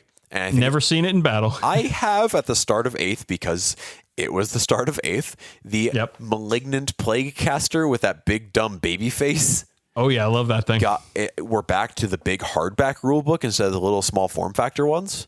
Yep. You got a Getting Started Rules pamphlet, which is I use almost every game just to kind of turn to it. The first good dice in a 40k starter set, to my knowledge, ever. And I still use them. They're my wound dice. They're great wound dice because they're bright red. And then this cool little like translucent plastic 12-inch ruler, which not a whippy stick. Not a whippy stick. Which is the unfortunate factor here, because it's a cool ruler, don't get me wrong, but it's not a whippy stick. Yeah, like that's a big minus in my mind, is that it's not actually a whippy stick. So it's kind of a failure of a box. Yeah, it's kind of a shame we're docking a few points due to the lack of a stick with which to whip. But in all seriousness, this box, it got me, like, this box came out and I loved the idea of the Primaris Space Marines. I loved the model so much. And it gave me the impetus to restart Raven Guard. Yeah. Which, if you go way back into the show in 2017, I had talked a couple times about restarting my Raven Guard because my painting had gotten better, and I was like, I could actually make Marines that look good now. And that's what I did when this box came out. I bought it. I I split it with somebody for the Plague Marine half, and I just have been going hard in the black paint ever since. Yeah. Instead of that, what I did was I got the box, split it, got all the Marines, put them on a shelf, and while I just labored mentally over what color to paint them, I painted a small black Templar Marine army. And then 2 years later, I painted them all as Ultramarines. You did do that. Yeah. I was there for that. That was fun. Count the medals, motherfucker. All right. And so now we're getting current. In 2020, Indomitus is coming out. And, we said we were going to talk about this box in the beginning. And, bud, we are. Now, the one thing is they have said that this is not technically a starter box. Yeah, they said it's like a box for enthusiasts, which I kind of feel is their way of saying this is going to cost more than a starter set is going to cost. And I get that. So I'm wondering if they're going to have this be like a big splash release and then do some smaller, like little, kind of like the First Strike sort of starter set type things out there. Yeah, honestly, like, I get it. They want to sell their models and they want to have, put out these big collections of models and all that shit. But like, the starter set is an iconic part of Warhammer 40,000, and them kind of half-assing this and making it like, oh, it's an enthusiast box. It's a fucking whatever. It's an army box. Like, the starter set defines so much of what Warhammer 40,000 is to both me and you. And I think a lot of players out there that I really feel like it's a missed opportunity to introduce new people to the game in an affordable way. Yeah. I totally agree with you, because as cool as it is to get like a rule book and a box of models or whatever that appeals to you, like, that's cool. But when you get that big box, whether it's, for a birthday as a kid, or like you say, to your allowance for it, like I did at Historicon, or, whatever way you got that box, like, you're seeing this box, you're like, this is not just, some models. This is a project. This is a gateway to a universe, all in one contained thing. And in a way that just a box of models and a rule book aren't. And, that's a valid way to start the game too. Like, I'm glad there's a lot of more affordable ways to start the game, because not everyone has, $175 or whatever to drop on a box of toys. And I understand that and I respect that. But for people who can get that box, like, it's such a great way to start a game. Like, I always read that getting started booklet that comes in every one of these starter sets, even though, I've been at this since I was a kid. I never really stopped. Like, even if I totally understand it, like, sometimes I even go back and read that because I'm curious how they introduce people to this new game. And I find it really fascinating and really inspiring. And I wouldn't want that to not be available for people. So I do feel like there's probably going to be some regular starter set that comes out at some point in the future. It might be, half this box or whatever. Who knows? Not I, for sure. But for the purposes of this segment, we're going to cover the Indomitus box as we've seen it as the starter set here, because for you and I, that is going to be our start in 9th edition. Oh, certainly. And the models in this box set are just fucking ridiculous. That's the thing. Like, we got to talk about how fucking cool everything in this box set is, because, spoiler alert, we like stuff. Spoiler alert, we like Space Marine stuff and skeleton stuff, and there's a lot of it here. So let's go through the Necrons first. And Necrons, for again, my introduction to Necrons was in 4th edition, which was not great for the models there. So I've kind of always had a poo-poo kind of feeling towards Necrons. Yeah, because they're always But these Necron models fucking rip shit, dude. Yeah. Like this. Okay. So 2 warrior squads, brand new sculpts. Yeah. Which are like the cool undead looking, like they're really leaning into the theming here, and I love it. You get a brand new Overlord, which is one of their, main HQ choices. Yep. You get somebody called a Royal Warden who looks like a beefed up, what are they called? Immortal. Yeah. Yeah, you've got a Plasmancer, which is just a great name. Yeah, reminds me of my old comic Plasman and Plaspet, the 2 greatest comic book characters of all time. And Plasmancer is attended by a couple of crypto thralls, which look like trash cans. They look like trash cans with legs. They're very silly looking. It's fine. I'm into it. And then we get into the big stuff. You get the Skorpekh Lord, who is I think you could generously call him a big motherfucker. Yeah, absolutely. He's got a real big green axe and some mean claws and 3 legs and looks like he knows how to use all of that shit. And he is attended by some Skorpekh destroyers, which they got some big axes and they got 3 legs and they look mean as fuck. Yep, viable these are melee actually Necron some of the coolest models I've seen out of Games Workshop so far. I absolutely love them. The thing is, I feel like a lot of this Necron range, like I feel like what we've seen is in almost every instance, it's been a case, or basically in every one since probably 6th edition, it's a case where they can redefine an existing army. Because like whether that is with like, oh, Chaos now has cool models finally with Dark Vengeance, or you know, with Primaris Marines and Death Guard now exist as their own standalone armies. Like I feel like it's the case where they can really redefine stuff, and they're doing that with Necrons for sure. And I love that they're getting a lot of the stuff that was in the Finecast models, like the beards and tabards, and doing it in plastic so it won't all be miscast. Oh my god, yeah. And then there's the a bunch of new scarabs too, which whatever. They'll go. I like that they're kind of like a contiguous swarm, more like the Nurglings, as opposed to just like 4 models scattered on a base. And then there's the Canoptech Reanimator. We already talked about the Canoptech Doomstalker, but this is its friend, its cousin, if you will. It's supporting pal, yeah. Does not have a giant gun on the top, so I don't really know what it does. It reanimates Canoptechs, ostensibly. It probably reanimates, yeah. But no, the Necron stuff looks fantastic. Like this is, there's going to be so many fucking Necron players, dude. Yeah, I'm happy to see it. I'm really happy to see it. Like Orc players in 5th, like Necron players in 8th or 9th. I'm happy for it. Awesome. And then on the Marine side, oh, bud. This is where we're at. We've talked about a lot of these models independently, but we've gotten to see them all now. So let's go down the line.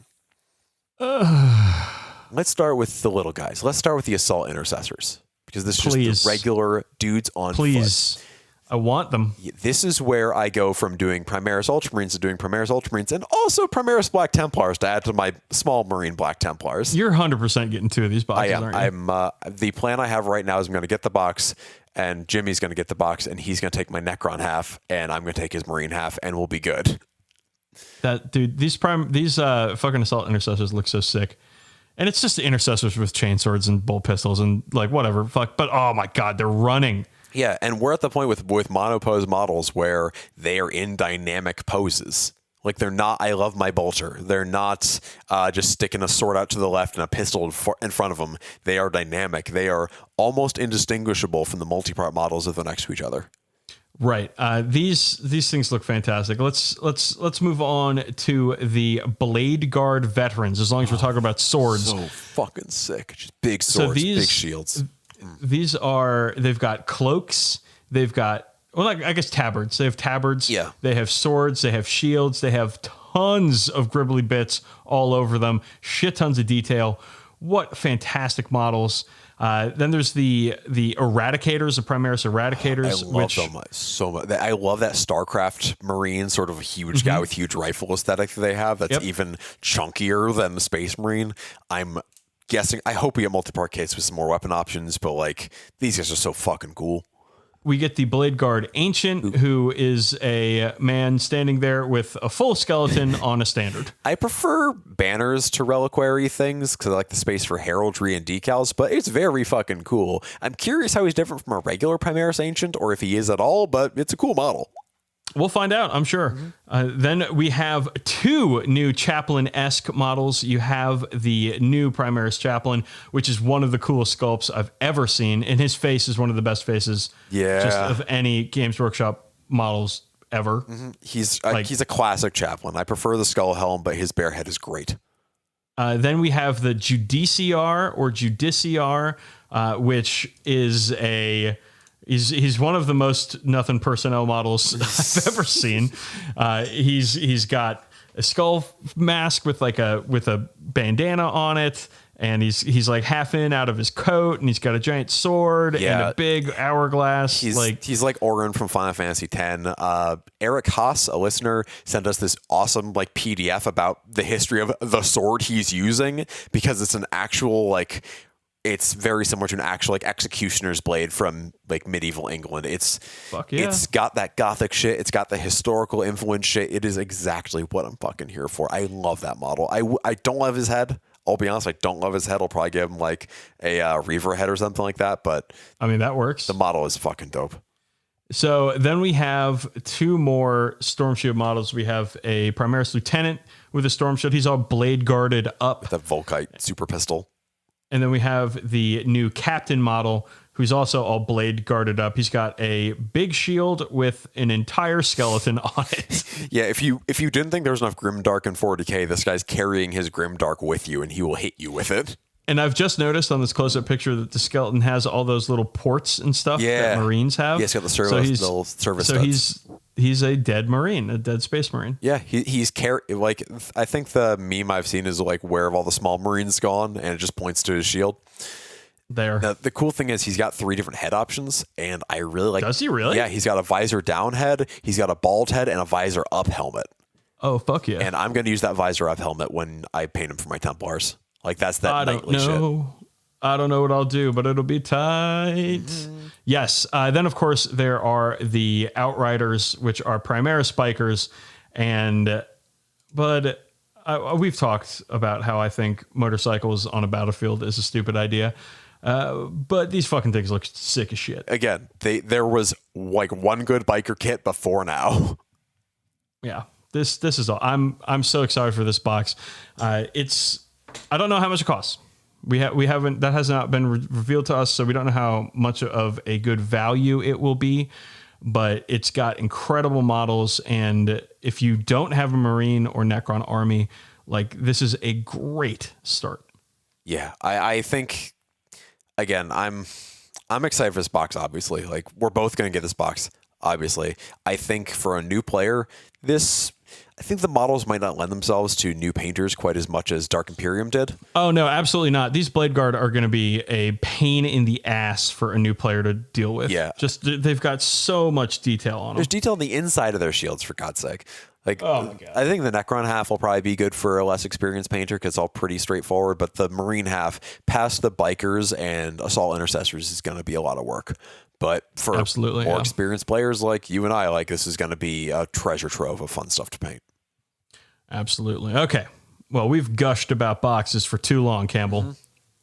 Let's move on to fact or fan fiction, where I hope you can bring it back with a couple of chuckles for us. Okay. Or maybe a cringe. Oh, this is a bit more, I think we're going to lose subscriber after posting this cringe. Hello, initiates, and welcome. Space is a void that no training or warning can prepare you for. It is immense and completely unfathomable in that immensity, with the distances involved in even basic transportation almost an impossibility to understand for a mortal mind, with almost all humans that have existed barely traversing a tiny fraction of them in their short lifespans.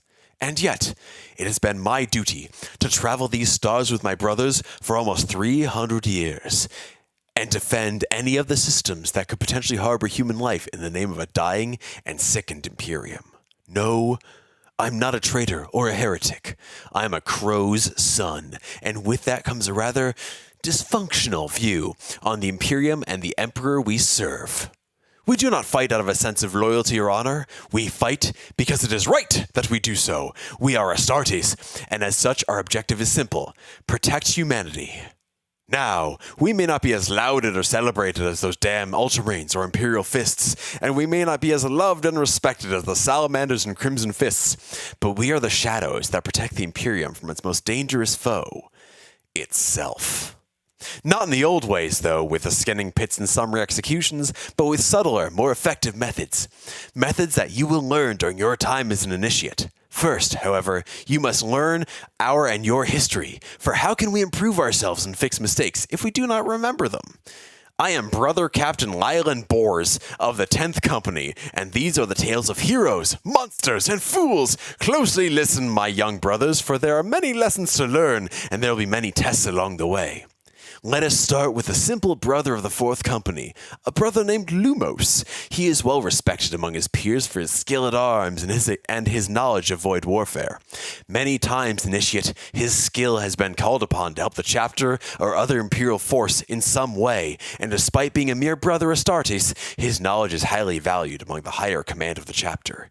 Indeed, even the Great Crow himself valued his tactical insight in these matters. But first and foremost, he was my brother and my closest friend. I hate it. Mm-hmm. Okay, so here's the thing. Mm-hmm. A lack of grammatical errors makes it very hard. That's one of my touchstones in this segment to find out whether it's fact or fan fiction is if something has a lot of grammatical errors, I'm there. Mm-hmm. I know it. No anime character crossover also makes it difficult. Mm-hmm. No Sonics, no Crash Bandicoots, no Marios, all very difficult. Oh boy. It's fan fiction. First of all, I did just search for Crash Bandicoot Warhammer fan fiction. I haven't found anything yet, but I'll check later. I found someone who's written Warhammer and Crash Bandicoot fan fiction, but not the same. Second, I did pause every time there was an ellipses, and I'm counting 11 uses of ellipses in this paragraph and a half. This is fan fiction. This is Sons of the Crow by Rise the Inquisitor, who I assume Rise the Inquisitor is like the name of their Sonic OC as well. Yeah. Wow. Okay. That was a tough one. That was a real head scratcher, wasn't it? You know, because the thing that gave it away is that Games Workshop wouldn't write this. They wouldn't create a faction within the Imperium that was working against the Imperium. Right. Because that's just not how the Imperium works. Yes. So yeah, that's what gave it away. All right. Well then, yeah, you got it. You got it. All right. Is our prize that we can end the show soon? Yes. The prize is that we can stop talking and go have dinner. All right. Plugs, email, contact@40kbadcast.com. Send us model pictures, talk to us, chat with us, send us pet pictures, send us wild bird pictures and ask me what they are, especially if they're on a different continent, because then I have no fucking clue what they are. You can get us at social media. Twitter is probably where we interact the most with listeners. I'm at DB_sleazy. He is again at Brother SRM. And oh boy, Twitter's bad, but it's always better when we get messages from listeners. That is entirely true. You can find us on Patreon. It's patreon.com/the40k or just 40k Badcast, not the 40k Badcast. And we have 3 tiers of support. You can go there and find out about that. We have recently put out 2 new fuckboy, what do you call it? Offerings? Sure. Nuggets? Offerings. Nugs. Yeah, nugs. 2 fuckboy nugs. 2 fuck nugs. And they are, as always, just the highest quality internet entertainment you can have. Mm-hmm. And then we sell some shirts, and Campbell will tell us the URL because I always fuck it up. It's shop.spreadshirt.com/40kbadcast. We got all kinds of shirts in which to clothe yourself. And finally, we talked about this last episode, but we are on Facebook for real. Yep. Facebook.com/40kbadcast. Yes, you got it. Because I got the URL and the page name. Nice. So yeah, go. So we have a Facebook group there. I'm not on Facebook, but Campbell is. Right. So feel free to talk all the shit about me as you want. I will never see it unless Campbell sends me screenshots. I only send you the nice things. So that's it for plugs. We got one more thing. It's time for a quote, Campbell. Power resides in the will of the righteous. We've had the quote. Now it's time to goat. I almost feel like that's not the first time you said that, but I'd be disappointed if it wasn't. Well, Campbell, I have one thing to tell you. Mm-hmm. Fuck you, Baltimore! That's the real inspirational quote right there. All right, gang. We're the 40K Badcast. We're bad at 40K. We are bad at podcasting. We're bad at challenge pissing. We're very bad at challenge pissing. You can too. And we'll see you in the next cartoon. Oh, fuck.